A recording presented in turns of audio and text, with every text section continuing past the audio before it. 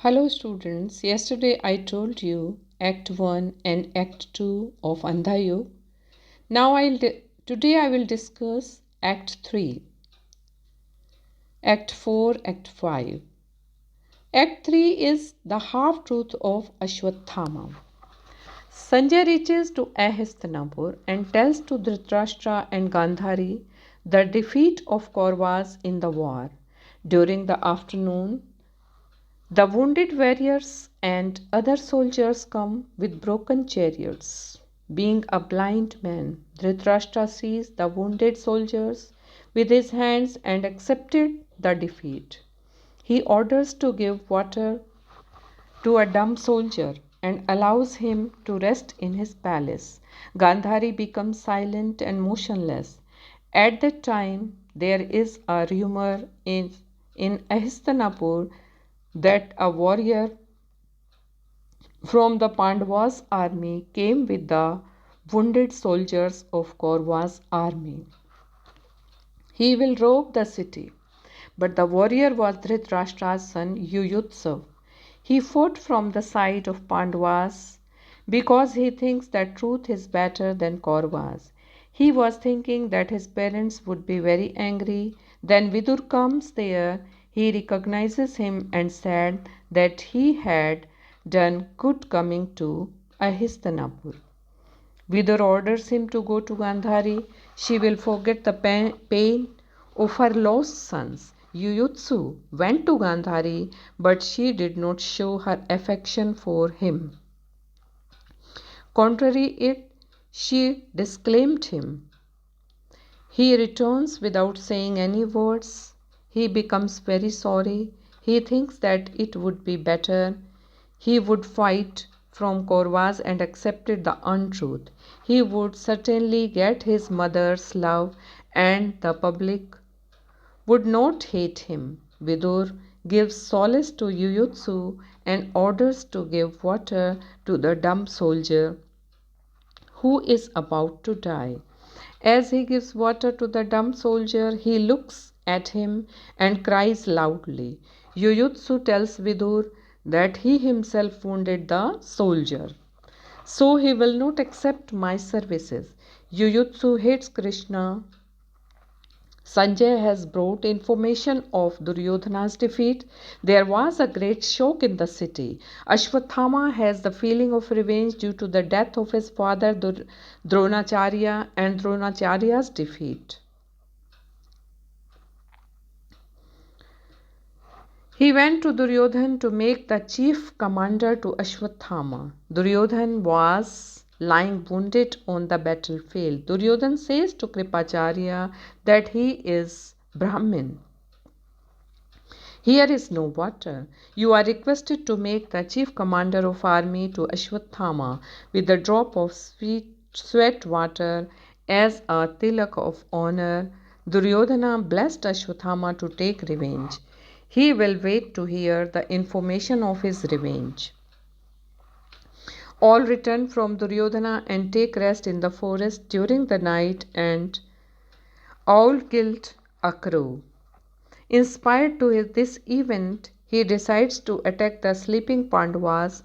Kritvarma and Kripacharya were not agree with Ashwatthama, but even though they followed him as he was the chief commander. Then there is interval. It is interlude. Feathers, wheels, and bandages are there.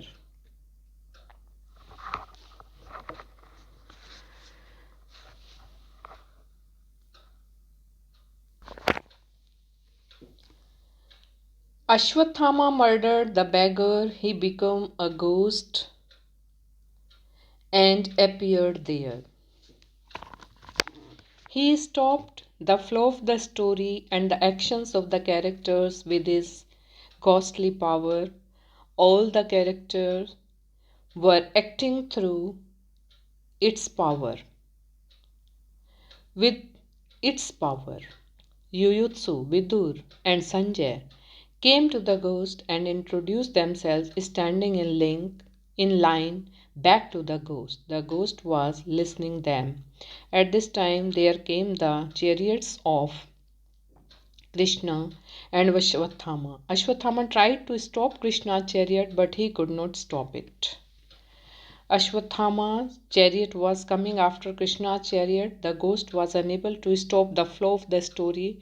Due to the darkness, Krishna's chariot remained back, and Ashwatthama's chariot reached to the Pandavas' camp.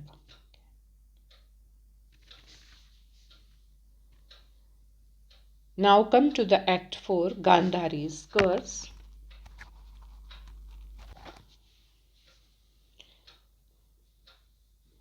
There was no any demon at the gate of Pandava's camp. It was the Shiva, the god. He asked Ashwatthama to get victory on him before entering the camp. Ashwatthama used all kinds of divinely weapons, but even though he was defeated, Ashwatthama accepted his defeat and worshipped Shiva the god. Shiva provided him power to enter the camp of Pandavas. As soon as he entered the camp, he murdered Dhৃഷ്ടdyumna. He also murdered Shikhandi. All the warriors, women and children woke up. Kritvarma and Kripacharya showered the weapons at Pandava's camp and destroyed it. Gandhari says to Sanjay that Ashwatthama had done a very brave work. My 100 sons could not do so. The grandfather Bhishma and Dronacharya could not do so. Gandhari asked Sanjay to show her Ashwatthama with his divinely vision. Sanjay says, "O mother, Ashwatthama is very dangerous and ugly." Sanjay says that this divinely vision was only for the duration of the war. Now please look at Ashwatthama. Duryodhan is lying at the battlefield at his last stage. Kritvarma and Kripacharya told Duryodhan that our commander Ashwatthama destroyed the Pandavas' camp.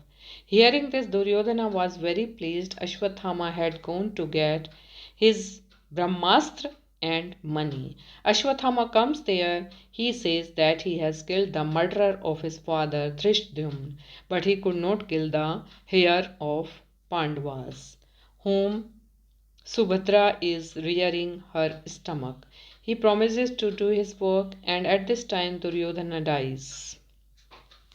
Ashwatthama promises and says, "O Krishna, you have made Gandhari sonless, so I shall make Uttara without her son."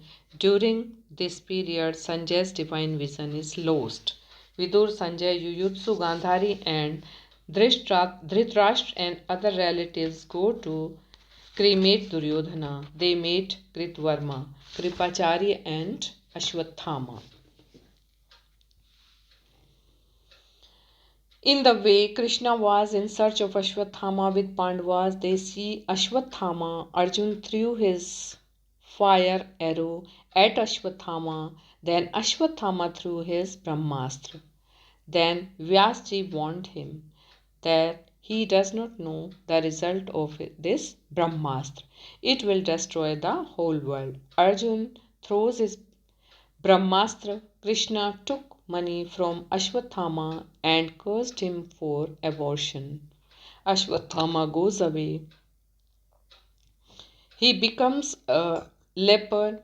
Due to this curse, Gandhari was cremating her son on the way. Looking at the ugly condition of Ashwatthama, Gandhari was very sad. She cursed Krishna. Krishna accepts Gandhari's curse and says, "O mother, I am your son too. You are not sonless." Now Gandhari was very sorry and repeated for her curse given to Krishna. Now come to Act 5, Victory and a series of suicides.